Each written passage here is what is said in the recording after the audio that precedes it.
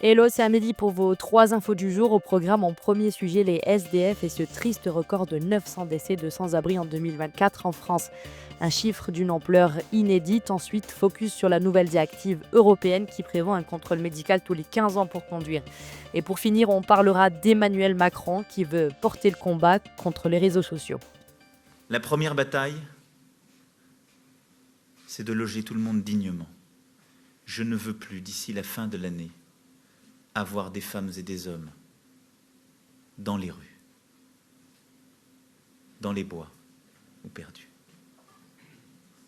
C'est une question de dignité, c'est une question d'humanité et d'efficacité là aussi. Ça, c'était en juillet 2017, alors qu'Emmanuel Macron avait promis que plus personne ne dormirait à la rue d'ici la fin de son premier quinquennat. Aujourd'hui, les chiffres explosent. Comme chaque année, le collectif Les Morts de la rue publie le décompte actualisé du nombre de personnes sans domicile fixe décédées de l'année passée. Pour 2024, c'est plus de 900 SDF décédés, un nouveau record effroyable. Et chaque année, on fait pire que l'année précédente, puisque chaque année, le nombre de décès ne fait qu'augmenter en battant à chaque fois de nouveaux records. À titre de comparaison, le collectif avait comptabilisé 735 morts déjà en 2023. C'est un rapport qui fait froid dans le dos. En France, la mortalité due à l'absence de logement n'a jamais été aussi élevée. Selon le collectif Les Morts de la rue en 2023, 735 sans-abri sont décédés. C'est 15% de plus par rapport à 2022. Un record. Leur espérance de vie moyenne est de 49 ans, soit 30 ans de moins que la population générale. Parmi les causes de ces décès prématurés, le froid, les problèmes de santé liés à la difficulté de pouvoir se soigner, mais aussi un nombre élevé de morts violentes. Le collectif rappelle que son recensement est loin d'être exhaustif. Le nombre de SDF décédés pourrait être 6 fois plus important. Ces personnes décédées ont une moyenne d'âge de 47 ans, soit 32 ans de moins que la population générale. Mais ce phénomène touche aussi les plus petits, puisque le plus jeune décédé n'avait que quelques jours. Un fait inquiétant, puisque 4% des morts concernent maintenant les moins de 15 ans, soit le double par rapport à la période 2012-2023. Et ceci est lié généralement à la progression du nombre de familles dans la rue. Mais l'inverse est vrai aussi. De plus en plus de personnes âgées sont à la rue. La personne la plus âgée décédée avait 93 ans. On observe littéralement une progression du nombre de personnes vieillissantes sans domicile fixe due au délaissement des familles, à une pension trop faible pour cumuler loyer et alimentation.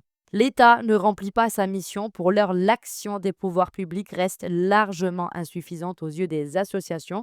En février, une vingtaine d'entre elles ont déposé 2 recours devant le tribunal administratif de Paris contre l'État pour carence fautive dans la lutte contre le mal-logement et le sans-abrisme. L'État ne remplit pas correctement sa mission en matière de politique d'hébergement, avait également estimé la Cour des comptes l'an dernier. T'es bien tombé sur les îles.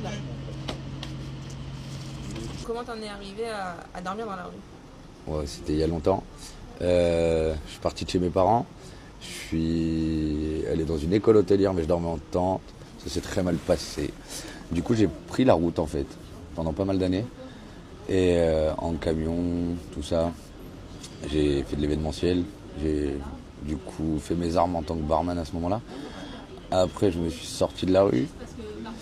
J'ai une maison, un travail. Et j'ai perdu tout ça. Voilà. Accident de la vie? Ouais, on va dire ça. On va dire ça.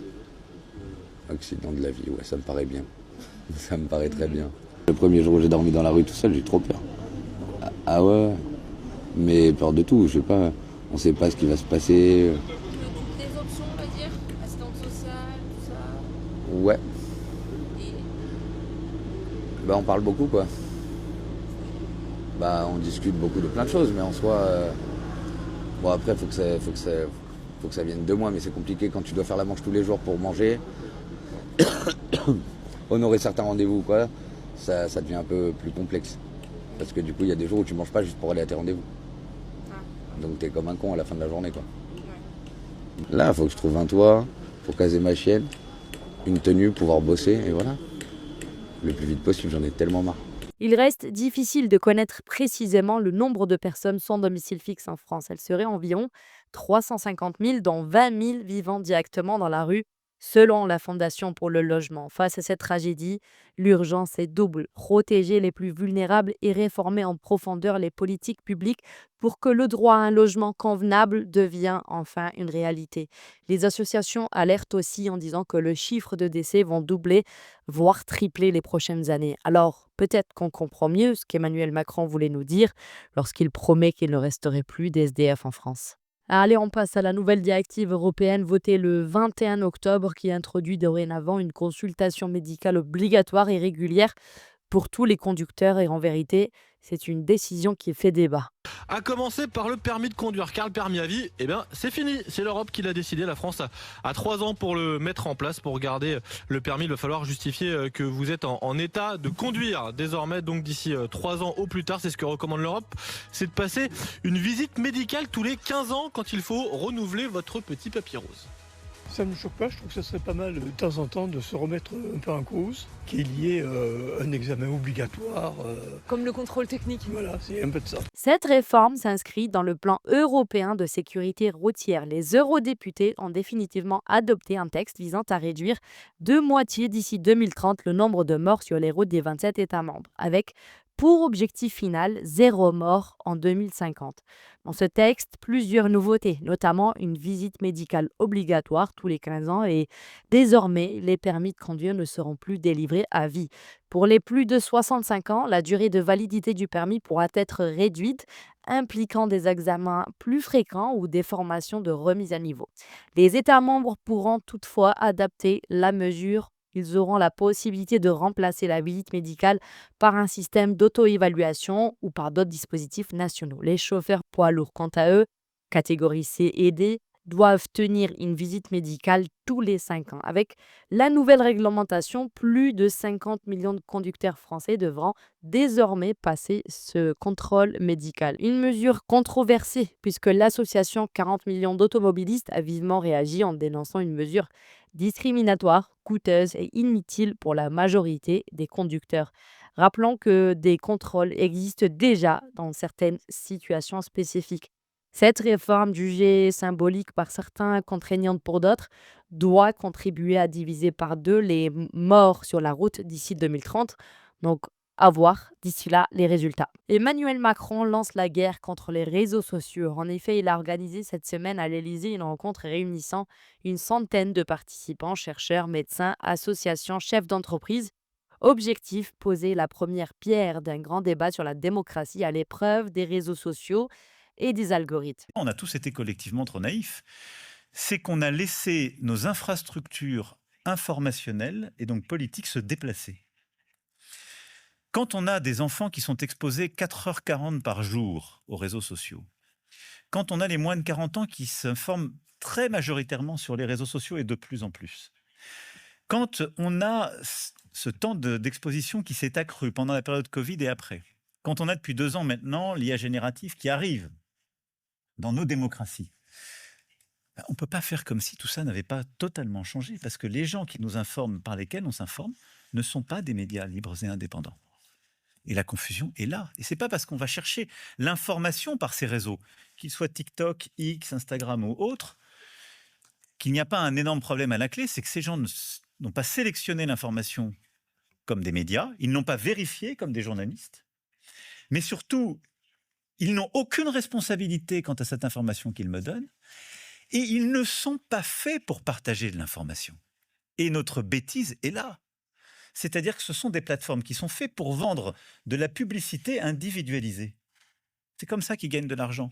Ils ne gagnent pas en vendant un numéro de journal ou un abonnement. Ils vendent de la publicité individualisée. Ce n'est pas un crime, juste c'est l'inverse de l'information. Fake news, désinformation, rumeurs, complotisme, forcé de constater que l'État ne sait plus comment reprendre le contrôle d'un espace numérique devenu incontrôlable et qui façonne profondément la société, notamment les plus jeunes. À travers ce débat, il appelle à avancer un travail de résistance en commençant par mieux expliquer ces enjeux dans les médias qu'il juge encore trop silencieux sur le sujet.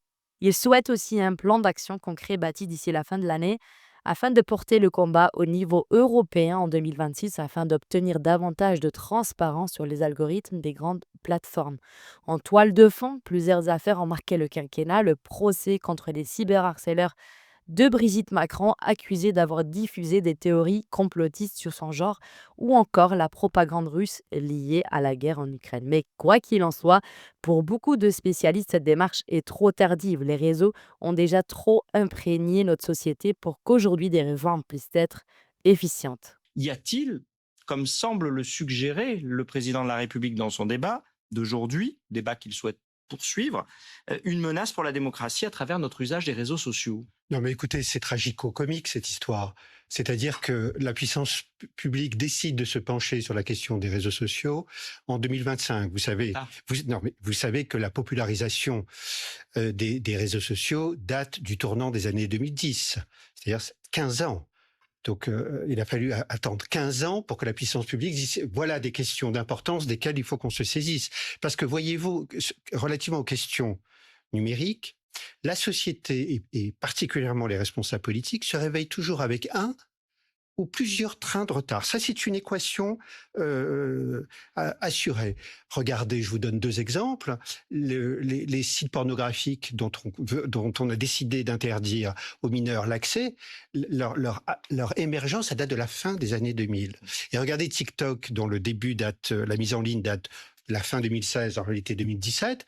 Il y a eu quoi à l'automne dernier, enfin, il y a quelques mois, la mise en place d'une commission pour réfléchir. Enfin, ne pas oublier que la politique, c'est avant tout de la communication. Et dans un débat sur le budget où la Macronie est complètement larguée, pour Emmanuel Macron, ce chantier est l'occasion de reprendre de la hauteur sur un sujet de société majeur. Et peut-être d'y inscrire quelques victoires politiques avant 2027. Voilà, c'est terminé pour les 3 infos du jour. Donc n'oubliez pas de commenter, liker, de vous abonner. Le Phare, c'est un média indépendant. On a besoin de votre soutien. Et je vous dis à très bientôt.